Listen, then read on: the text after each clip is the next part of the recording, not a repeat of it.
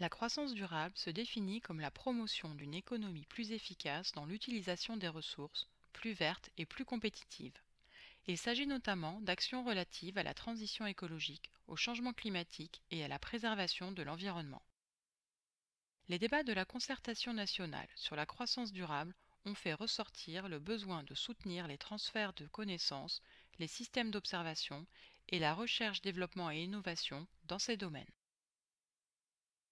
L'enjeu de la réduction des émissions de gaz à effet de serre est au cœur des accords de Kyoto.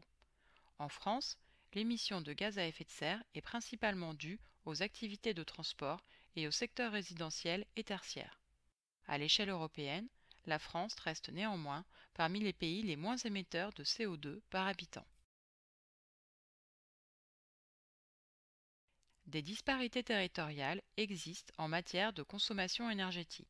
En effet, les territoires urbains concentrent les activités industrielles. Les RUP sont dépendants des énergies fossiles et dans les territoires ruraux, la problématique des transports est réelle. Dans ce contexte, le soutien au développement des transports durables a été plébiscité. L'efficacité énergétique des bâtiments a également été une thématique récurrente. À ce titre, les fonds européens soutiendront la rénovation thermique des logements. Le développement des énergies renouvelables, notamment dans les RUP, sera accentué en prenant en compte les spécificités de certains domaines d'activité comme l'agriculture et la sylviculture. En matière de pêche et d'aquaculture, les membres du partenariat national proposent de favoriser l'utilisation de nouveaux carburants, le développement de nouveaux équipements et la conception des navires du futur. Au cours des 30 dernières années, la France métropolitaine a connu 256 catastrophes naturelles en partie dues au réchauffement climatique. Les RUP, densément peuplées et présentant une topographie difficile, sont particulièrement vulnérables face aux risques naturels et au changement climatique. Face à cela, la France dispose néanmoins d'atouts considérables, tels que sa masse forestière importante ou l'utilisation d'outils de détection et d'alerte précoce.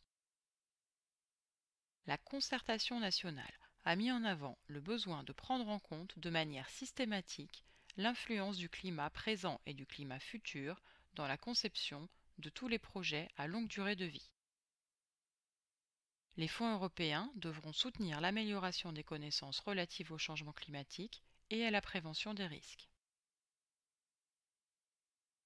La France dispose d'une biodiversité terrestre et marine exceptionnelle. Elle est notamment l'un des plus grands pays européens en matière de masse forestière. Toutefois, l'utilisation intensive des ressources naturelles crée un risque sur le maintien et la restauration de l'état de l'environnement et des ressources naturelles en France. La préservation de la biodiversité est un enjeu particulier dans les RUP, qui souffrent d'une urbanisation mal maîtrisée, d'une forte densité de population et d'une intensification des pratiques agricoles. La France dispose par ailleurs d'un patrimoine naturel, agricole, paysager et culturel très riche, qui souffre pourtant d'une banalisation et d'une dégradation liées notamment à un excès de fréquentation. Les débats de la concertation nationale sur l'environnement ont fait ressortir l'existence de besoins de connaissances en matière de préservation des milieux et de la biodiversité notamment.